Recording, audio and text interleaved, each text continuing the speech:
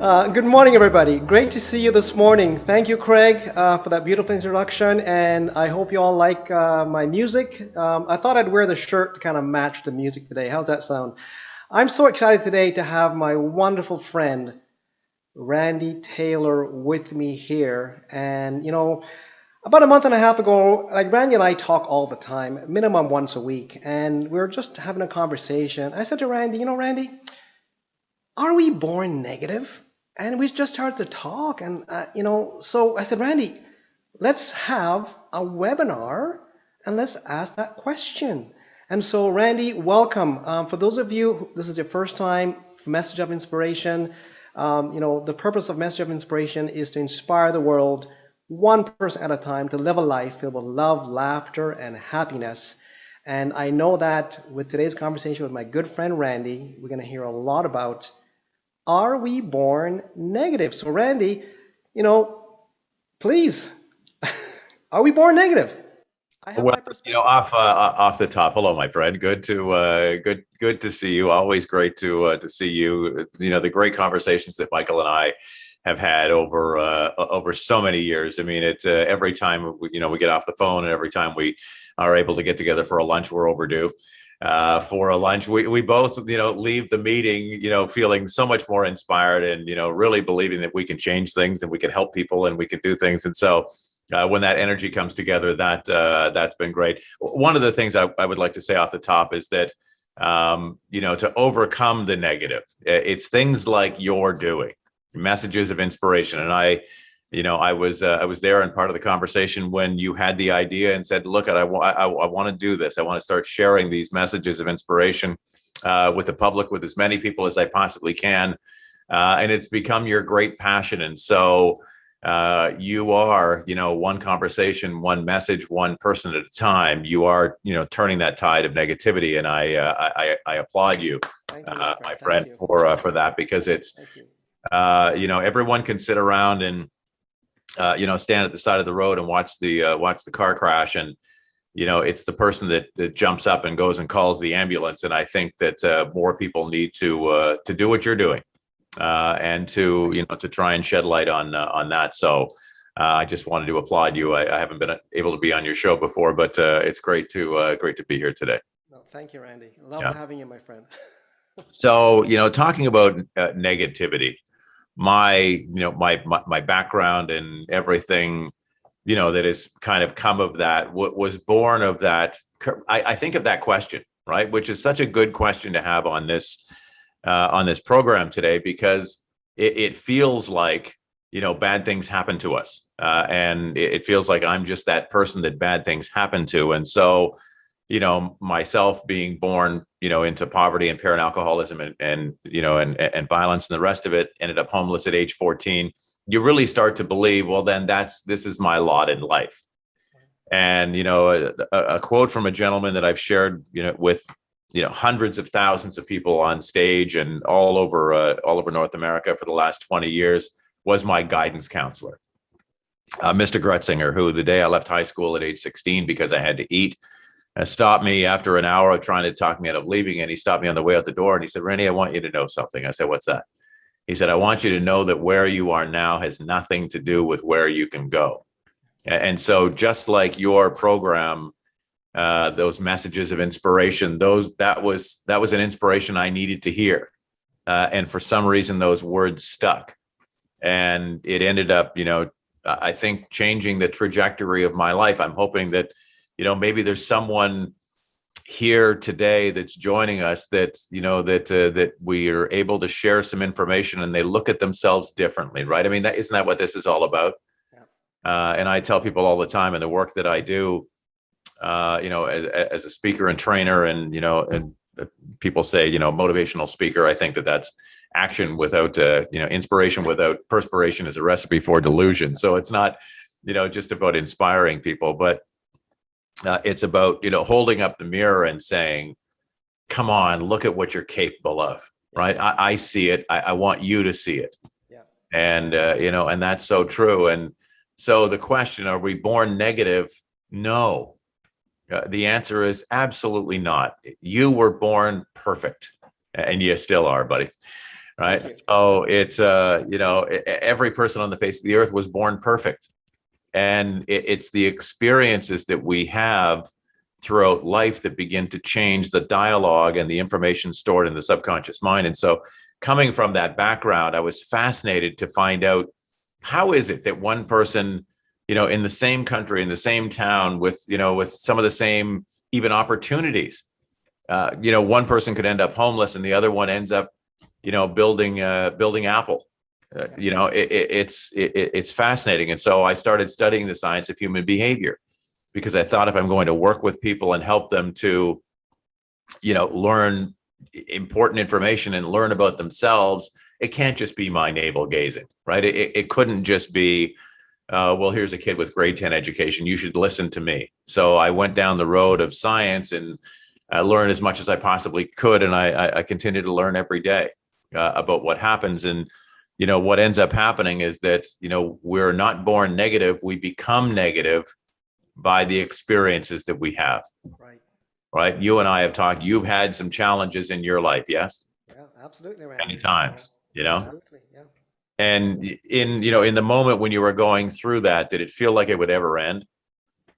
Right. It just felt awful. No, it's as you said,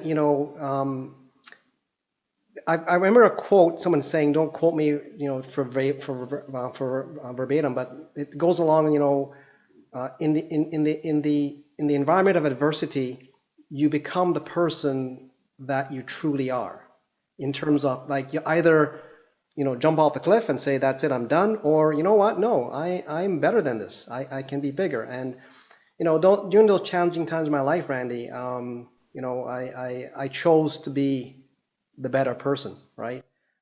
I think And that's it. overcome You that negative. use the magic word there, which I think that people believe, oh yeah, sure, Michael could do this, but not me. No, no, no. Listen to Right. what he said.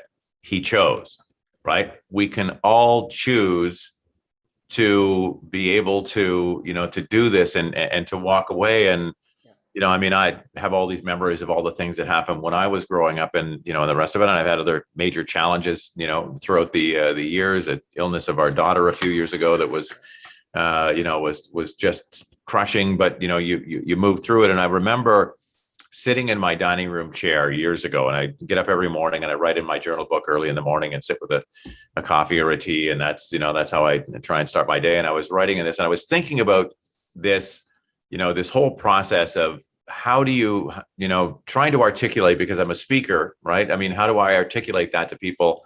How do you take that horrible experience and move beyond it? Right.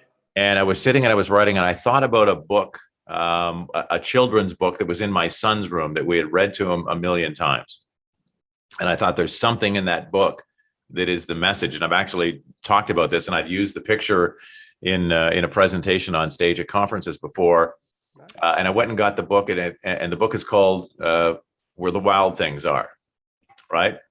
And I don't know if you read this book to your kids, but it's called "The Wild Things." And so it's this story of this little boy, Johnny, and he goes to bed at night and he has this dream. And in the dream, he goes and gets in a boat and he travels across the ocean, and he ends up on this island with all these wild things. And there are all these scary monsters, right, in the book. And the page that made me remember of, how this impacted was the quote on the page said, "They roared their terrible roars and gnashed their terrible teeth and rolled their terrible eyes, but Johnny got in the boat and rowed away." And as a kid, it dawned on me, that's what I did. Yeah. I couldn't change the monsters, and none of us can change the monsters of the past. They are, the monsters are going to be the monsters. Yeah. But like Michael said, you have the choice to get in the boat and row the other way, of go in another direction, make a decision.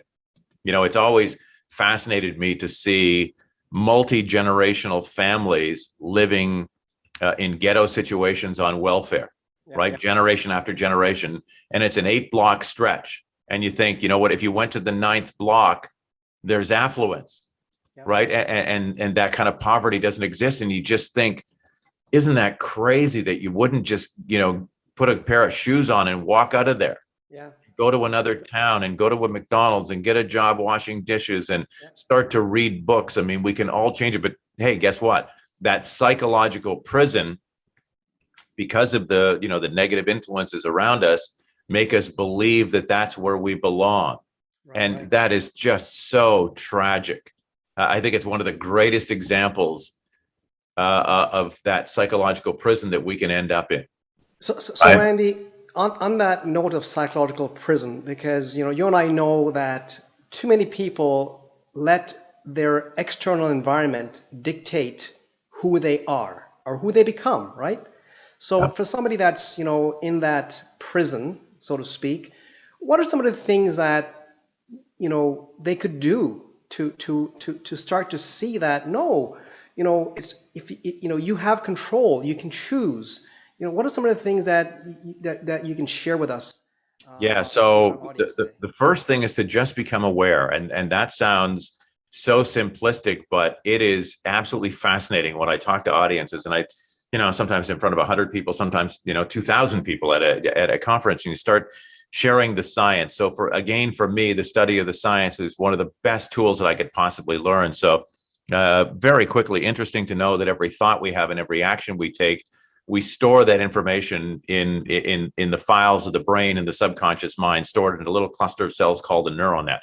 And that cluster of cells is held together with synapses, which is basically the wiring mechanism that allows one cell to talk to the next. Right. And the more times we put information into that file, then that file starts to grow larger and larger. We were having a conversation before we went on the show about life insurance, right? So, I mean, you've been in the life insurance business for decades, so you can imagine this enormous file in your brain. I say life insurance, and Michael goes, "Get out of the way," right? I mean, I have so much information there. So that's what ends up happening. And every time, we're not aware of it, but every time we have a thought and every time we take action, we instantly go inside the subconscious mind, open the file from past experience to say, what do we know about this? So if I bring this water up to my mouth to drink the water, I am actually referencing a file in my brain that says, how do I drink this water so I don't spill it down the front of my shirt, right? And so for knowledge and training, that's terrific. But for the accessing of negative information, it's not. So if we have a thought to do something, if I'm in sales and I'm going to call a client and I reach for the phone and I open the file that says, here's the file with all the phone calls in it. And if the phone calls haven't been going very well lately, right? What ends up happening? Then that file in the brain says, Randy, you suck at this. And nobody wants to talk to you, and you put the phone back down, right? So, as far as what can people do, they can start to become observers of their own internal dialogue. It's the most important thing that you can do. So start doing this every day as often as you possibly can. That when you hear something, it's that voice, which is the greatest challenge that you and I will ever face. So if that voice says to you, no, don't bother doing that. You'll never learn to swim. You can't get in shape. You'll never earn that money. Stop and say, wait a second. That's not somebody telling me that. That's a voice in my head. Where did that come from? And then you can trace it back and say, well, you know what? It's because some of the phone calls I've been doing lately, they didn't go all that well. But am I calling the same guy? No. Right. And so that self-reflection and self-identifying of the origin of that voice then makes you say, but that has nothing to do with, right, what Mr. Gretzinger said. Where you are now has nothing to do with where you can go. So whatever happened yesterday, I mean, basically what he said to me is, kid, I'm sorry for what happened to you. I can't change that, but you can change tomorrow. Right. You don't have to accept this as your lot in life. And so it applies to everything. I mean, and again, we were born perfect. Do you ever see, a little child, 8, 9, 10, 11 months old, walking around, clinging to the furniture and trying to walk and fall on their bum and do it again and again and again? Do you ever see a kid go, sick of this. I'm not doing this walking thing. And they give up. No, right?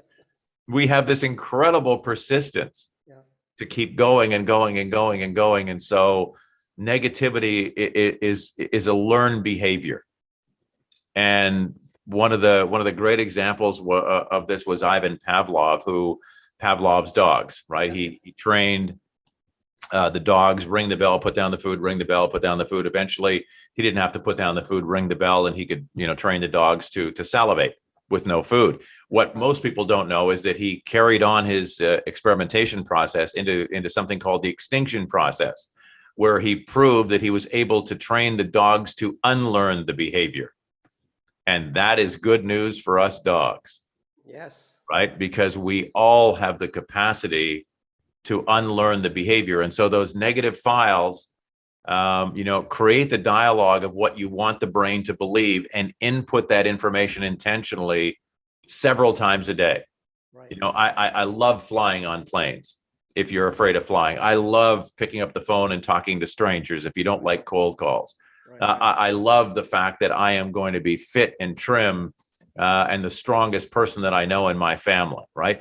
Input that information, lie to me, Pinocchio. Yeah.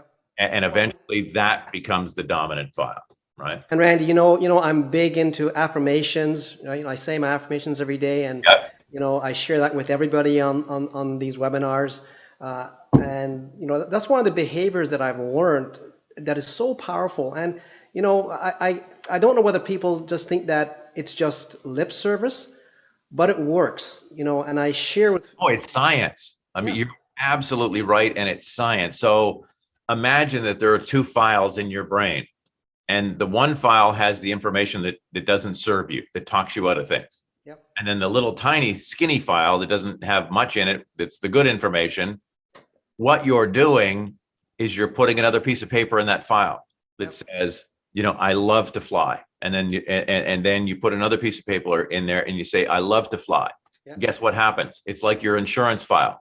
It gets thicker and thicker and thicker and thicker and thicker. And, eventually, not in an hour or a week, but over a period of, if you intentionally do this for 2 to 3 months, this dominant file that said, I'm terrified of flying, and this file that says, I love flying, over time, over 2 to 3 months, this is what ends up happening. Okay. And then eventually somebody says, hey, let's take a vacation and go to Mexico. You go inside and open the file up. And what does the file say? The file says, I love flying. Oh my gosh, I'm going to see the world. People are going to bring me drinks and food, sitting in a bus. I'm in the air. How amazing is that, right? I need one of those right now, Randy. I can't wait. This pandemic lockdown. So I can't wait to get away, my friend. Go ahead and. So true. Randy, I remember you showing me a video, and as you said, you back everything up by science. Everything that you teach everyone is backed up by science. And I remember you showing me a video of the synapses creating, forming a new habit in the brain.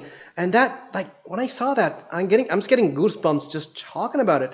Like I went, wow. So this whole thing about me meditating and visualizing and saying my affirmations, it is true.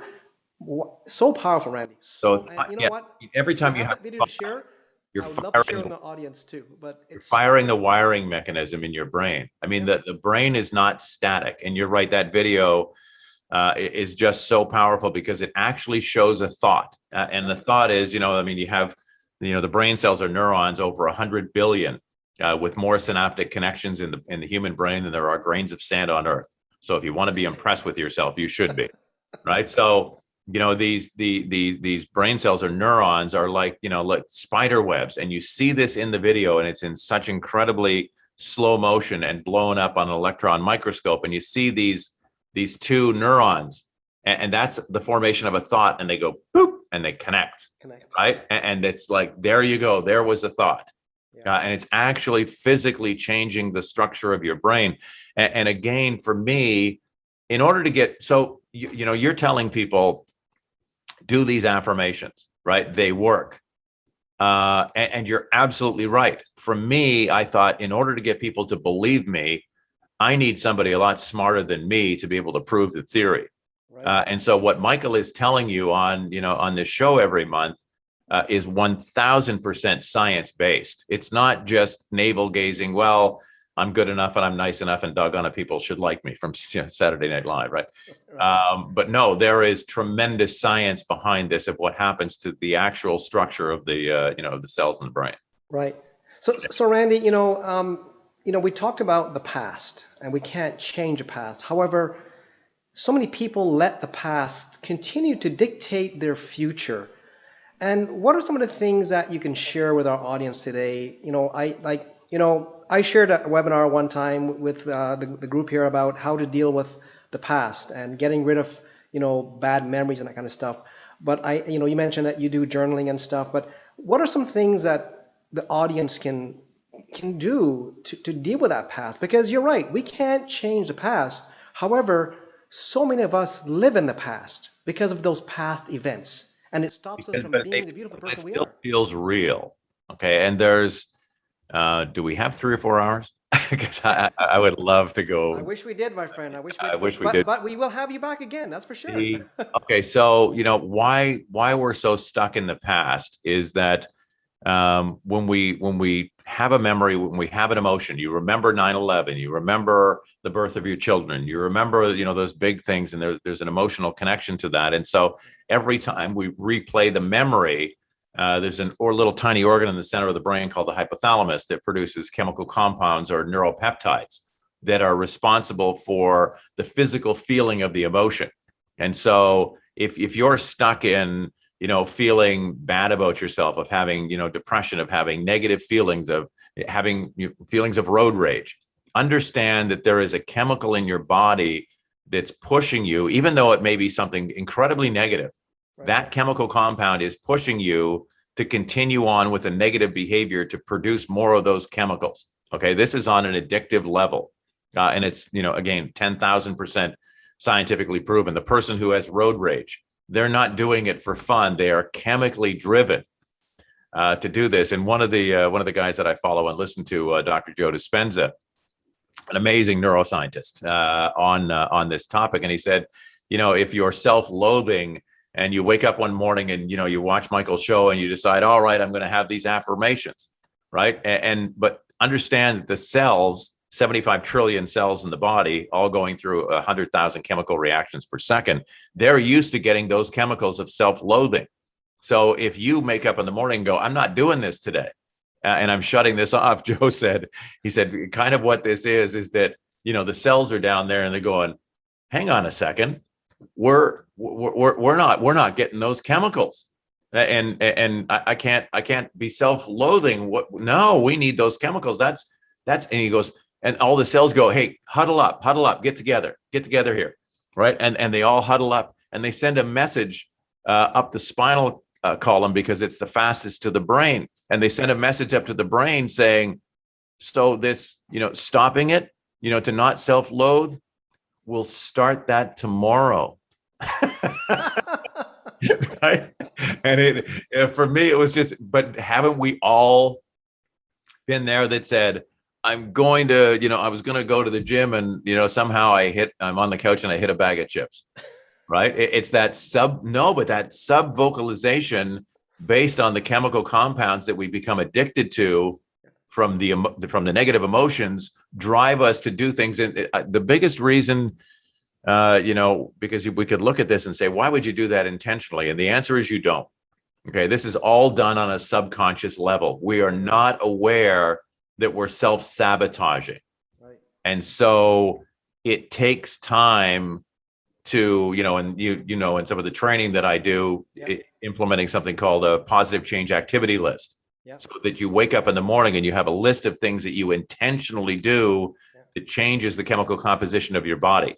Instead of waking up and feeling self-loathing, you go and look at amazing pictures of your families. Right. You read a chapter out of Chicken Soup for the Soul. I mean, you change the chemical composition and you move in a different direction. So Randy, what I hear you saying is what we feed our minds and what we surround ourselves with will dictate and reinforce some of who we become, right? And leaving that past behind us. Because as you said, the past is the past. We can't change it, right? And you can't change it. And one of the greatest, parts that I want to share with people about this is that, if you're feeling stuck, what you just said, if you go and give your brain something else to do, as powerful as the human brain is, it cannot process dual thoughts. You cannot have two thoughts at the same time. So if you are inputting, great, powerful, positive information, you can't have a negative thought. We can change back and forth, in a millisecond, But the more and more and more that we do this, the more and more we train the brain to start to develop more of the positive, chemical compounds that are coming out of the hypothalamus from positive emotions. And again, the part of this that is the most exciting is that it is just as easy to become addicted to winning as it is to losing. Okay, so if you repeat this process often enough, you will become addicted to doing more and more positive things. We see it in business, we see it in sport, in professional athletes, in everything. People who are so driven every day to do more of the right things. So Randy, let me ask you another question. And I'm watching the time, and I like to keep the webinars, below 30 minutes, but we may go over a bit today, because this is a great conversation. But Randy, do you think people are afraid of becoming who they really should become because of the people around them? Yeah, there's part of that. So yes, I think that people who have excelled in families, there's that trepidation that I want to hold myself back because it makes people around me that I care about feel bad about themselves. So there's that example. Yeah. And there's also the example of this incredibly powerful thing that exists inside of all of us, and it's called ego, right? So the ego is incredibly protective of you taking a big chance. It's like the ego says, you're standing on an 80-foot cliff. Don't jump, right? Because we'll die. And so, if you're going through life and you have a mediocre job and, it's paying the bills and you're not really happy, but you don't want to, flush it down the toilet and go back to school and, go and run off and join the circus and do something incredible with your life. Yeah. The ego says, no, Michael, right? Don't do that because I might die. Because right now, the dream of joining the circus is alive in me, right? As long as I have the dream, the ego stays alive. Right. But if you try and join the circus and we fail, the dream dies, and I don't want you to do that. I can't not have that dream. And so it stays, as just a thought out there in the ether, as opposed to actually taking action. And I think it's a combination of both of those things that stop us from taking those chances. And so, Randy, what are some of the things that people could do, the audience can do to deal with that ego? Because I know that, the ego, I think the ego is, in my personal view, not a good thing, because it's when you start to say it's all about me and not about you, I think we lose the perspective of what life should be. And but it's many years ago. I don't want to paint this as ego being negative. No. Ego is part of the human experience. It's part of the human makeup. Ego says I want to make a difference in the world. I want to be noticed. I want to have that feeling that I changed someone's life. I want to have that feeling that I supported my family. So, ego can. I don't want this to be in a negative connotation. Okay. But ego has that capacity to hold us back and not take that chance to jump off the cliff and to find out, wow, I really can fly. Right. And so what can we do? I think two things. One, baby steps, right? If you're, it's like lifting weights. If I've never been in the gym for 10 years, can I go and lift 50-pound dumbbells and do bicep curls? No. Right. But could I start with 20s and do it for a couple of weeks, 2 or 3 sets, 3 or 4 times a week. And then in 2 weeks, go to 25, and then 2 more weeks, go to 30 and 35 and 40 and 45 and 50. What do we learn? I can lift 50 pounds, but not today. Right. And so personal growth is very much like that. So take baby steps. Number one, whatever it is you're trying to do, you want to get in shape, right? So you're going to eat 1 salad a day, right? You're going to go walk around the block, twice, 3 times a week. Right. And track it, write it down, because it's so easy to forget that we've got some success going here.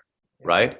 And if we lose track of that, so it's really important to say, I ate the salad, right? I sat down with my child and I helped them with homework 3 times this week. I feel wonderful about that. And I walked around the block 4 times, right? I'm not there yet, but I'm on my way. Yeah. And when you can actually see it in print, it's very, we need to motivate ourselves too. We need to inspire ourselves and say, come on, you can do this. You got this, right? No, that's so true and wonderful, my friend. You know, Randy, I'm reflecting back on the first time you and I met over 10 years ago, and Yeah. we were meant to be together. When I do my meditation in the mornings, I meditate and I visualize myself being with people of success and inspiration, and God, the universe has brought you into my life, and I'm so thankful for that, my friend. And me too, I am Michael, blessed. just I am as much. blessed. It's rarely do you meet people, that you have that connection with that strong. And you're right. I mean, it was in Sudbury. We're sitting at a conference, and they sat me at your table, and we struck up a conversation, and here we are. We're still talking, right? So, Well, uh, Randy, I love you so much. You know that. And I I love you. know you and Yeah. Joey and little Faith and Jonah are my prayers every day, my friend. And I'm so happy that you're with me here today, having this wonderful conversation. And as you said, we can talk for 3 hours, but I know people the audience they don't have 3 hours. So I'm gonna just kind of, Craig. On that note, I can go on for a long time with Randy, but are there any questions from the audience today, just in what we're talking about, Randy, Craig? There was a good comment actually at the beginning, right when Randy was talking about the that book, which I've read that book a couple of times. For the wild. To Mike, Where the Oh, Wild Things Are. Yeah, the children books. Okay, good. that's right. And you guys ended up getting into this, but I thought it was a really good comment. And the person had said it's how to tame the monsters. That is the challenge, right? And you guys ended up talking about that, but I thought that was a really Right on. interesting comment. But yeah, that's what we got. Like these conversations are gifts to our audience, right, Randy? It's a gift. Well, I mean, I'm just honored to be here. So it's, I would, talk to anyone and as many people as I could every day about this, because it's, when you prove to somebody, that so much more that they're capable of, it's incredible, to see what human potential and what people can go off and become. So if today's, conversation started something, then we won. And my friend, we're gonna have you back because we can talk about so many other things to inspire the world, right? That 100%. they that they do make a difference and they can make a difference, but they can start with themselves, right? The greatest natural resource in the world is the mirror, right? If people start to realize, I mean, beyond any natural resource, beyond anything, corporately that could ever be created, when people realize that they can lift up and rise up their own potential and begin to access it, Yeah. and take advantage of it, what could this world become? It just is, it's beyond comprehension. It Oh, really Randy, so well spoken. If the world, if everybody in this world just did one good deed every day, what would this world look like, Randy? Can you imagine? Wow. is incredible. Wow. And what can people become? Yes, even more important. Yeah, I mean, Absolutely.